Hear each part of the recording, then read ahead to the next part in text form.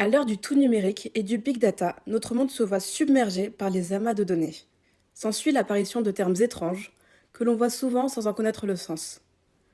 L'un de ces termes que nous allons approfondir ici est le data mining. Apparu dans les années 90, cet anglicisme est né dans un contexte où Internet et le flot de données qui sera plus tard nommé le big data deviennent prédominants. Mais concrètement, c'est quoi le data mining?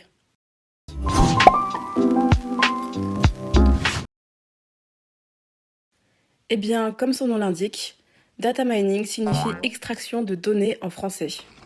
C'est un processus visant à extraire et chercher des informations dans une base de données. C'est au moyen de nombreux outils et méthodes que l'on va pouvoir analyser les données extraites. Entre autres, le data mining nous permet de mettre en lumière des corrélations entre certaines données d'un système. Mais il est également possible de faire de l'analyse prédictive, servant à prédire les évolutions d'un système. Autrement dit, le data mining rend plus intelligibles les bases de données et sert à en tirer des informations et parfois même des connaissances. Actuellement, on dénombre 5 variétés de data mining. L'association. Chercher des comportements similaires au sein duquel un événement est lié à un autre événement. L'analyse de séquences. Trouver des genres de comportements qui vont amener à tel ou tel événement. La classification. Créer une liste d'actes similaires basée sur l'analyse de données extraites. Le clustering. Trouver et documenter visuellement des groupes de faits précédemment inconnus.